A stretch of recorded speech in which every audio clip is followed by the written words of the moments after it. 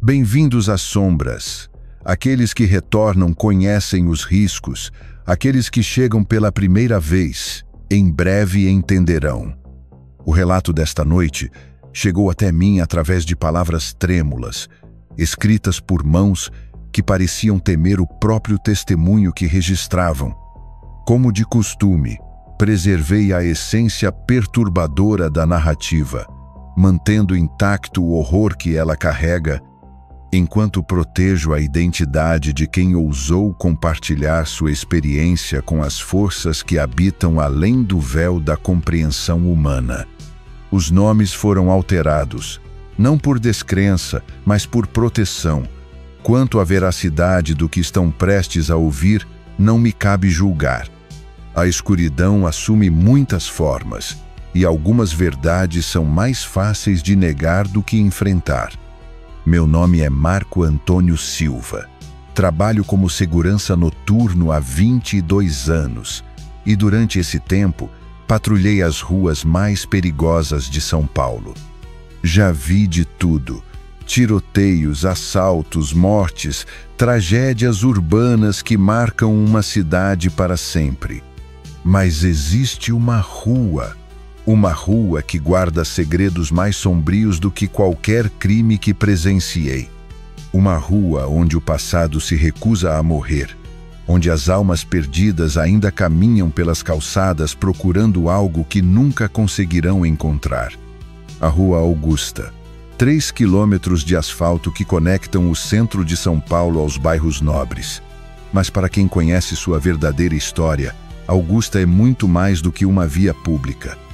É um cemitério a céu aberto, um repositório de dor urbana, um lugar onde as vítimas da violência dos anos 70, 80 e 90 ainda não encontraram descanso.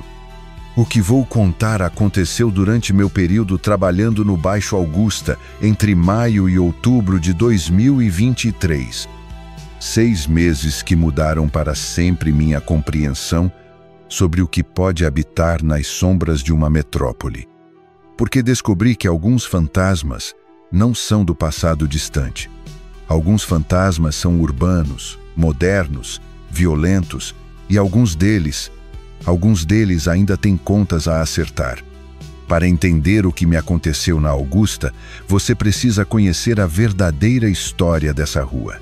Não a versão romântica dos anos dourados ou a narrativa de revitalização urbana. A verdade sombria que poucos se atrevem a contar. A Rua Augusta foi aberta em 1891, inicialmente chamada de Rua Maria Augusta.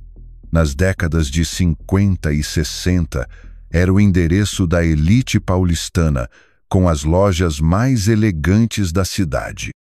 Era a época dos roqueiros cantando Entrei na Rua Augusta a 120 por hora, de Hervé Cordovil. Mas o fim da década de 1960 deu novo rumo à trajetória da Augusta. O trânsito, o aumento da criminalidade e a chegada dos shopping centers fizeram com que as pessoas com mais condições financeiras abandonassem a região. Foi então que começou a decadência. E onde há decadência urbana, há predadores. A prostituição se instalou na Augusta a partir do início dos anos 70, transformando-a no maior centro de prostituição de São Paulo até o fim do século XX. Inicialmente disfarçados como casas de massagem, os prostíbulos passaram a ser cada vez mais explícitos. A presença dos estabelecimentos acabou por impulsionar a saída de famílias e atraiu para a região homens de alto poder aquisitivo que buscavam entretenimento adulto. Mas onde há prostituição, há violência. E na Augusta dos anos 70, 80 e 90, a violência era uma constante cruel e silenciosa. 15 de maio de 2023. Comecei a trabalhar como segurança noturno em um conjunto de estabelecimentos comerciais no Baixo Augusta. Meu turno ia das 22 às 6, patrulhando um trecho de aproximadamente 500 metros entre a Avenida Paulista e a Rua Martinho Prado. Era um trabalho aparentemente simples: verificar fechaduras, monitorar alarmes, garantir que ninguém invadisse as lojas durante a madrugada. O Baixo Augusta havia passado por um processo de revitalização nos anos 2000, transformando-se novamente num centro de vida noturna, mas agora frequentado por jovens de classe média. Meu supervisor, Cardoso, um homem de 55 anos que trabalhava na região há mais de 3 décadas, me deu algumas orientações peculiares no primeiro dia. Marco, você vai ver muita coisa estranha aqui durante a madrugada. Pessoas caminhando sozinhas, conversando com o nada, chorando sem motivo aparente. Não se envolva, não pergunte. Apenas observe e relate. Por quê? Perguntei. Porque a Augusta tem fantasmas. E não são fantasmas antigos de casarões coloniais. São fantasmas recentes, violentos, de pessoas que morreram mal nesta rua e não conseguem partir. Na época, pensei que era apenas folclore urbano, como eu estava enganado. 3 de junho de 2023. Sábado, 3h17 da madrugada. Estava fazendo minha ronda habitual quando ouvi o som de salto alto caminhando pela calçada. Em si, isso não era estranho. Mesmo após o fechamento dos bares, sempre havia pessoas voltando para casa ou procurando transporte. Mas o som era diferente, ritmado demais, mecânico demais, como se alguém estivesse caminhando sem destino, apenas repetindo o mesmo movimento continuamente. Olhei na direção do som e vi uma mulher caminhando na minha direção. Ela usava um vestido vermelho curto, salto alto, cabelos loiros platinados. Parecia ter uns 25 anos, bonita, mas havia algo em sua expressão, algo vazio, perdido. Quando ela se aproximou, notei detalhes perturbadores. Sua maquiagem estava borrada, como se tivesse chorado muito. Havia manchas escuras no vestido que pareciam sangue seco, e seus olhos não focalizavam em nada específico, como se ela estivesse caminhando em transe. "Moça, está tudo bem?" perguntei, me aproximando. Ela parou de caminhar e me olhou diretamente. Foi então que senti um frio que penetrava até os ossos. Seus olhos eram completamente vazios. Não havia vida neles. "Você viu ele?" Sussurrou com uma voz rouca, desesperada.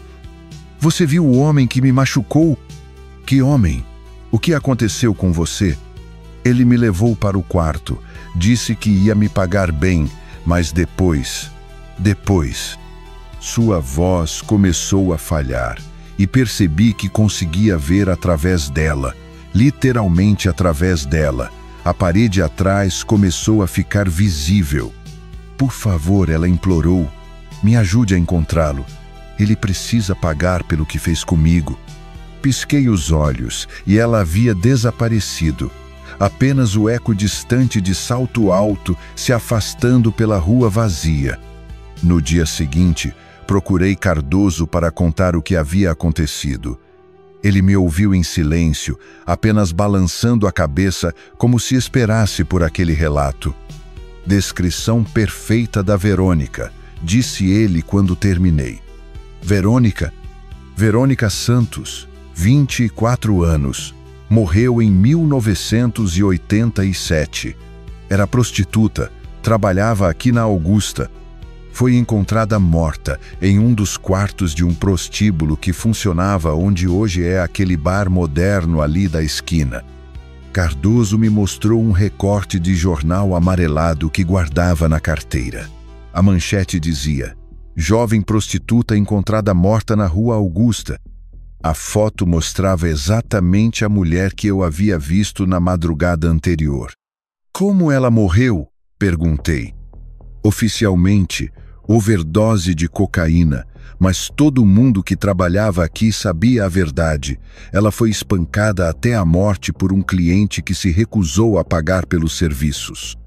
O cara era rico, influente, comprou a polícia e o caso foi abafado. E por que ela aparece? Porque nunca conseguiu justiça. Desde 1987, ela aparece para funcionários noturnos, sempre perguntando sobre o homem que a machucou, sempre procurando alguém que a ajude a encontrá-lo. Ele ainda está vivo? Morreu em 2019. Câncer. Viveu 32 anos a mais do que ela, em total impunidade. Mas mesmo com a morte dele, ela continua aparecendo, como se não soubesse que sua busca por justiça já não tem mais sentido.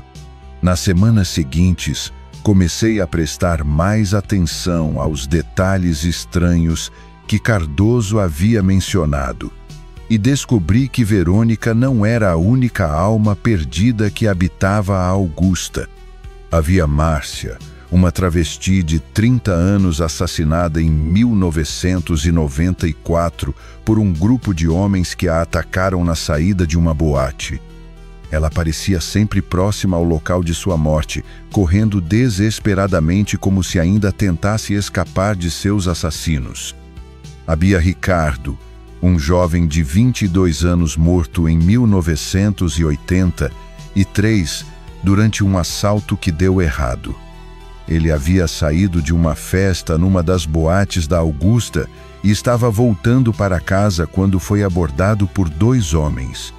Reagiu ao assalto e levou 3 facadas. Seu fantasma aparecia sempre às 4h30 da madrugada, pedindo ajuda, com as mãos pressionadas contra o peito ensanguentado.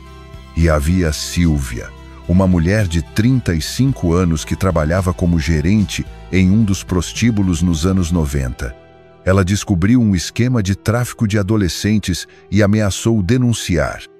Apareceu morta em seu apartamento, oficialmente por suicídio, mas todos sabiam que havia sido assassinada. Seu espírito aparecia nas madrugadas de quinta-feira, sempre carregando uma pasta com documentos, como se ainda tentasse entregar as evidências que custaram sua vida. Cardoso me explicou que a Augusta era um repositório de injustiças urbanas. Toda a metrópole tem lugares assim, me disse. Lugares onde a violência se acumulou por tanto tempo que deixou uma marca no tecido da realidade. As vítimas ficam presas aqui, revivendo eternamente seus últimos momentos. 17 de julho de 2023, segunda-feira, 2h45 da madrugada. Uma garoa fina caía sobre a Augusta, criando um ralo ao redor das luzes de neon dos bares fechados. Estava verificando uma das portas quando ouvi novamente o som familiar de salto alto. Desta vez, quando Verônica apareceu, consegui vê-la com mais clareza. As manchas em seu vestido eram definitivamente sangue. Havia hematomas visíveis em seus braços e pescoço. E uma expressão de confusão e dor que partia o coração.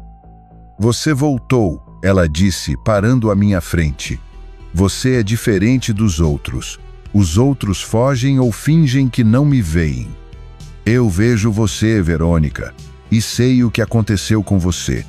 Ela pareceu surpresa ao ouvir seu nome. "Você sabe quem eu sou." Verônica Santos, 24 anos. Morreu em 1987. Você estava procurando o homem que a matou. Lágrimas começaram a escorrer pelo seu rosto translúcido. Ele me prometeu que ia me levar para jantar num lugar bonito. Disse que era empresário, que tinha dinheiro.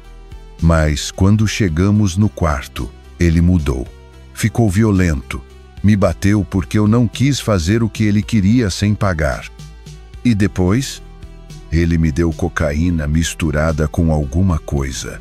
Disse que era para eu me acalmar, mas era veneno. Morri vomitando sangue enquanto ele arrumava a cena para parecer overdose.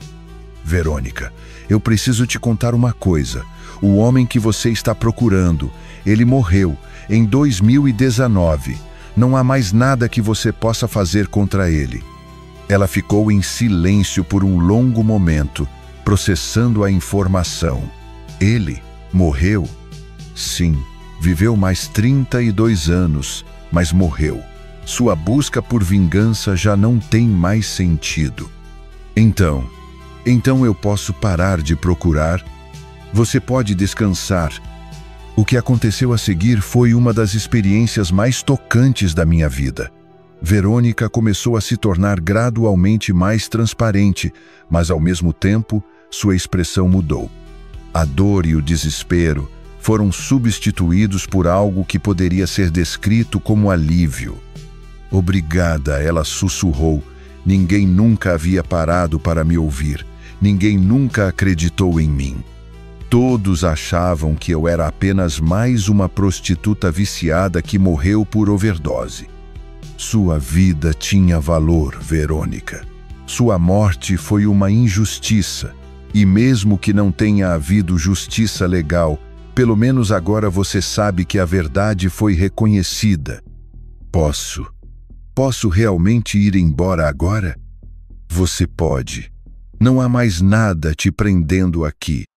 Ela sorriu pela primeira vez, um sorriso triste, mas genuíno. Vou sentir saudades desta rua, sabe? Mesmo com toda a dor, foi aqui que vivi os únicos momentos de felicidade da minha vida. Quando conseguia juntar dinheiro suficiente para comprar um vestido bonito, ou quando encontrava um cliente gentil que me tratava como pessoa.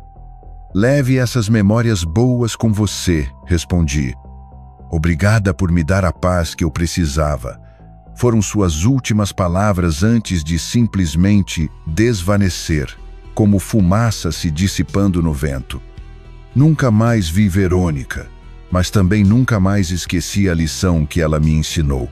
Toda vida tem valor, toda morte merece ser lembrada e toda injustiça deixa uma marca que pode durar décadas. Após ajudar Verônica a encontrar paz, algo mudou na energia da Augusta. Era como se minha disposição em ouvir e reconhecer as injustiças do passado tivesse criado uma oportunidade para outros espíritos também encontrarem libertação. Uma semana depois encontrei Márcia. Ela não estava mais correndo em pânico. Estava parada numa esquina, olhando para o lugar onde havia sido assassinada. Você é o homem que ajudou a Verônica, disse ela, me reconhecendo. Como você sabe? Nós nos conhecemos aqui, entre os mortos. As notícias se espalham rapidamente. Você conseguiu dar a ela o que todos nós procuramos: reconhecimento. Conversei com Márcia sobre sua morte, sobre os homens que a assassinaram por puro preconceito. 2 deles haviam morrido em acidentes anos depois. O terceiro estava cumprindo pena por outro crime. Não é sobre vingança, ela me explicou. É sobre não ser esquecida. Sobre alguém saber que existimos, que tivemos sonhos, que merecíamos viver. Você merecia viver, Márcia. E sua morte foi uma perda para o mundo. Ela também encontrou sua paz naquela madrugada. O mesmo aconteceu com Ricardo, com Sílvia e com outros espíritos que eu nem sabia que existiam. Um por um, eles vinham até mim durante minhas rondas noturnas, contavam suas histórias, recebiam o reconhecimento que buscavam e finalmente conseguiam partir. Em agosto, decidi pesquisar mais profundamente sobre os crimes não solucionados da Augusta. O que descobri me chocou profundamente. Entre 1970 e 2000, houve pelo menos 47 mortes violentas registradas na Rua Augusta que nunca foram adequadamente investigadas ou solucionadas. A maioria das vítimas eram prostitutes, travestis, michês ou pessoas em situação de vulnerabilidade social. A grande maioria dos casos foi arquivada com explicações superficiais: overdose, suicídio, acidente, briga entre prostitutas. Poucos investigadores se deram ao trabalho de procurar a verdade por trás dessas mortes. Havia um padrão claro: vítimas marginalizadas, investigações negligentes, casos arquivados rapidamente. Era como se essas vidas não tivessem valor suficiente para merecer justiça. E o mais perturbador: muitos dos perpetradores continuaram livres, alguns continuaram frequentando a região por décadas, sabendo que nunca seriam punidos pelos seus crimes. Compreendi então por que tantos espíritos estavam presos na Augusta. Não era apenas a violência de suas mortes, era a injustiça de serem esquecidos, de terem suas vidas consideradas descartáveis pela sociedade. 15 de setembro de 2023, quinta-feira, 4:12 da madrugada. Quando pensei que havia ajudado todos os espíritos perdidos da Augusta, encontrei o mais perturbador de todos. Não era uma vítima, era um perpetrador. Apareceu como um homem de meia-idade, bem vestido, com aparência de empresário dos anos 80. Mas havia algo profundamente perturbador em sua presença, uma aura de violência e crueldade que me fez recuar instintivamente. "Você é o homem que está libertando as putas", disse ele com uma voz carregada de raiva. "Quem é você?" "Eu sou alguém que se divertiu muito nesta rua por muitos anos. E você está estragando minha diversão póstuma." Compreendi que estava diante do espírito de um dos assassinos. Alguém que, mesmo após a morte, continuava habitando a Augusta para continuar aterrorizando suas vítimas. "Você matou essas mulheres", afirmei. "Matei várias, e continuaria matando se não tivesse morrido. Eram apenas putas. Ninguém se importava com elas. Ninguém ia sentir falta." "Você está errado. Cada uma delas tinha valor. Cada uma delas merecia viver." "E o que você vai fazer? Me libertar também? Me dar paz?" "Eu não quero paz. Eu quero continuar caçando."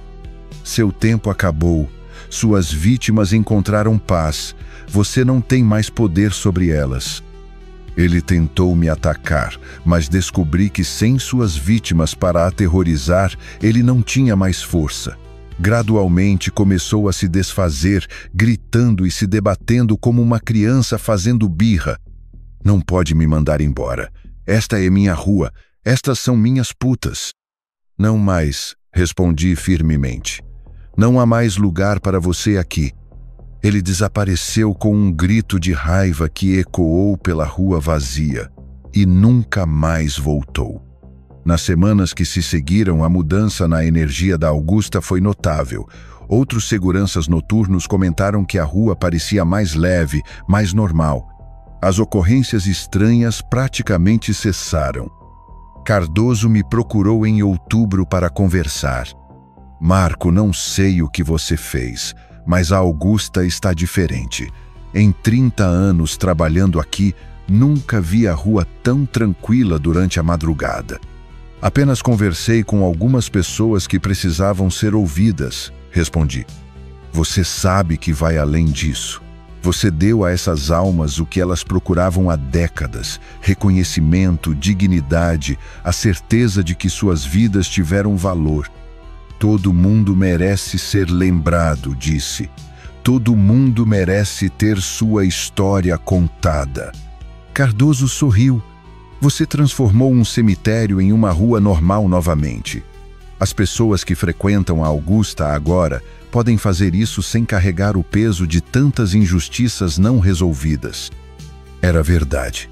A Augusta havia se tornado verdadeiramente revitalizada. Não apenas economicamente, mas espiritualmente. O passado sombrio havia sido reconhecido, processado e finalmente colocado para descansar. Encerrei meu trabalho na Augusta em outubro de 2023, mas continuo visitando a rua regularmente, agora como um observador da vida noturna normal que se desenvolveu ali. Vejo jovens caminhando pelas calçadas, entrando e saindo de bares, rindo, conversando, vivendo suas vidas.